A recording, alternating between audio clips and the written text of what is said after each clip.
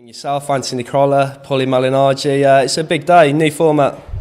Yeah, it's a good opportunity to, to be honest, I was very fortunate. I had a great amateur career, so then when I signed with Frank Warren, Frank was able to open lots of doors for me because he could see my potential, but not everyone is as fortunate. Sometimes you don't get them opportunities. You only get a contract in boxing these days if you've been to an Olympic Games or something like that. So some of these youngsters that are going to get the chance here on the Ultimate Boxer is an opportunities that they might not have previously got. So it's good. It's a good format, and I think it'll be a massive success because social media is massive now, to be honest with you. And anyone who goes on social media, the reputation, the stock is going to go up. So I think it's a good thing for these kids here. And with the Ultimate Boxer, if you could talk to me about your role in particular, what will you be doing in this format? Just an ambassador, really, to be honest with you. I've always had a great fan base. I've still got a great fan base, and there's probably no better person in order to bang the drum and plug it, to be honest with you. And I'm a promoter, I'm a manager, I'm a boxing trainer. And it's just basically giving a little bit back to the sport that's been so good to me and my family.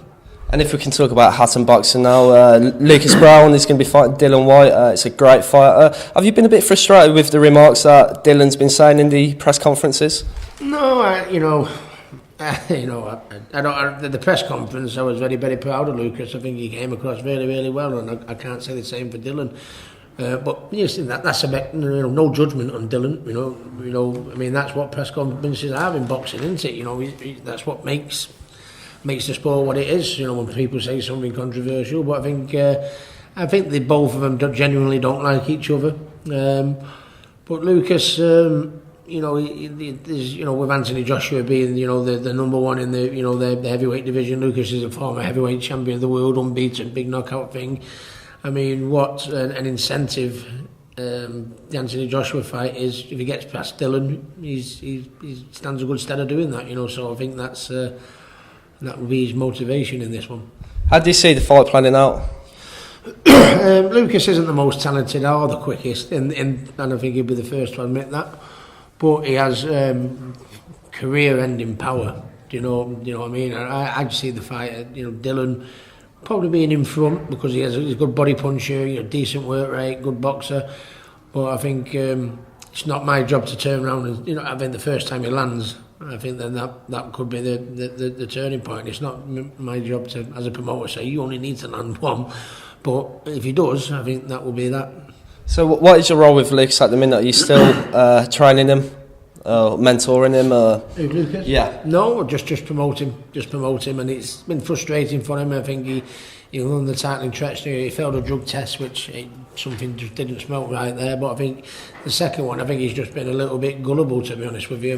There's that many, things you can take now for training in the sense of vitamins or tablets or creatine or protein shakes. And I think these days in boxing you've got to be very, very careful what you put in your mouth, and he's got to be. You should have been looking on the list and making sure. And that's all he's.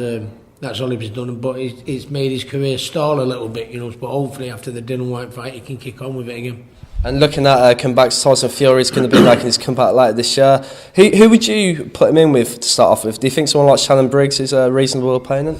Yeah, I think he needs... Tyson won't want an easy fight because Tyson, it's not what Tyson is. He wants to fight the best. He's fearless, you know what I mean? But I think it may be an easy one just because he has had a few years out and he has dropped a lot of weight, and I hope we're not sure what damage he's done to his body in dropping that weight in the last 2 years. So I think I'd maybe get him, a warm-up one, just so we can see where he's at performance-wise. And then the minute he's got that out of the way, he'll take on the world. He'll fight anyone. He's fearless, And the heavyweight division, it is booming. We've got Anthony Joshua and Joseph Parker. How do you see that one going? I think Parker's not a power merchant. He's very, very quick. He's a decent boxer. But Anthony's murderous puncher. Good boxer. Do you know what I mean? And I think at some point in the fight, Anthony's going to. I think Anthony will clock Joe with one, and I think that will be it.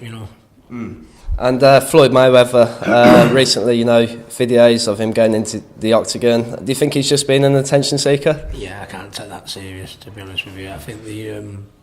I mean, I don't blame Floyd or Conor, you know, for the last fight because they got well paid for it. I think if they offered it to me, I think I'd do the same. But I think boxing should be stepping in, and people have been knocking the last fight, so God knows what they're going to do if it ends up being in the octagon. You know, if they knocked it in the boxing ring, what they got? You know, I can't see Floyd shoulder rolling in the octagon. I can't. We'll see. What was your thoughts on that fight when you watched it? Did you think it was a bit of a circus? There's been mixed views. I mean, a lot of people turned around and said Floyd was just taking it easy, and then the minute he wanted to put his foot on the gas, he'd win it. But then a lot of people have told me at ringside, you know, when they were 2 rows from the fight, that Conor was doing really well and causing him loads of problems, and he looked old. So, you know, it's who you believe, I guess. Yeah, and also you do a bit of promoting yourself. So obviously we've got Frank Warren and Eddie Hearn. Who do you think out of them two is the leader at the minute? It's very hard with you know, Eddie's got Sky behind him, which is the main machine into him, you know, in many ways. But you know, Frank's got Box Nation, you know, and BT now as well. I think he's going to be.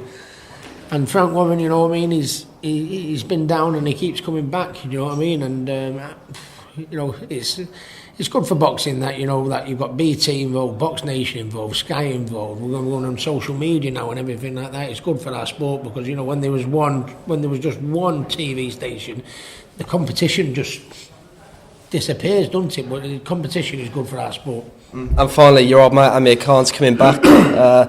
Can he win another world title? I don't know, we'll soon find out. I mean, he's had a few heavy knockouts, hasn't he? I mean, I had me one against Pacquiao, which sometimes you can't come back from knockouts as heavy as that, and Amir's had 3 or 4 of them, hasn't he? So, you know, I hope he can come back. You know, just depends how much, you know, life's in the old dog, as they say, you know what I mean? So, fingers crossed, and if he does come back, and I'll be ringside cheering him on. Excellent. Cheers, Rick.